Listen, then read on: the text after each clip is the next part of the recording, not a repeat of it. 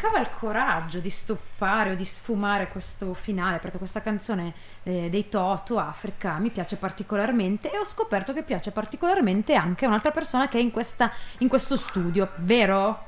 Giusto. Coinvolgo sempre così a sproposito. No, beh, allora torniamo a parlare con Cecilia. Cecilia, guarda, io sono curiosa di sapere una cosa. Tu avrai degli artisti a cui ti ispiri, avrai degli artisti preferiti? Vedo facce sconvolte dei tuoi produttori, impaurite. Io ho un artista preferito in assoluto che si chiama Anthony Hegarty, degli Anthony and the Johnsons, non so se lo conosci. Sì, certo, no, devo essere sincera. E non è molto conosciuto, però mi ha illuminata. Ti ha illuminata. Assolutamente. E ti ha ispirata, quindi. Tantissimo. È stato un riscoprire la mia creatività che avevo un po' abbandonato, un po' per il timore anche dell'esternare le proprie emozioni. Capisco. E quando ho ascoltato la prima volta un pezzo di Anthony, cioè mi sono proprio detta non sono da sola, allora perché forse... mi sono riconosciuta tantissimo in quello che ricevevo delle sue vibrazioni, quindi sì. assolutamente è stato un incontro musicale pazzesco, anche se è stato a livello delle sue canzoni.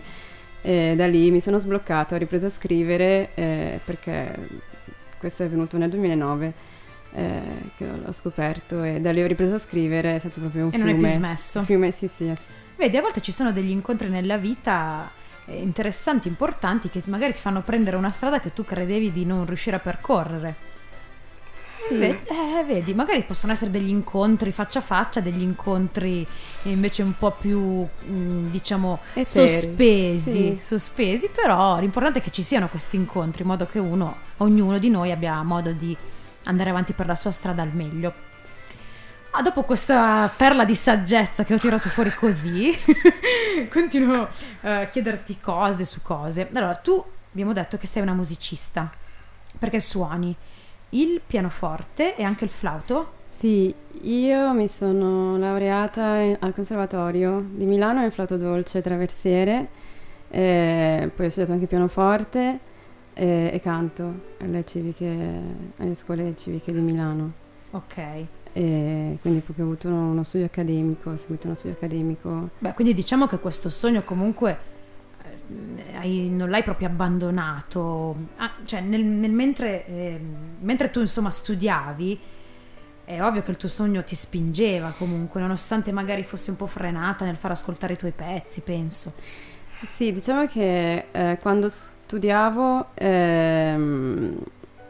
avevo abbandonato la parte della creazione, ecco, perché ero più legata allo studio proprio accademico e quindi avevo un po' frenato la creatività, forse anche lo studio della musica classica cioè, inquadra molto il carattere, quindi l'avevo abbandonato in quel senso. Dopodiché quando ho terminato gli studi sono riuscita a far riemergere quel lato che avevo un po' lasciato da parte, ecco. Ho capito.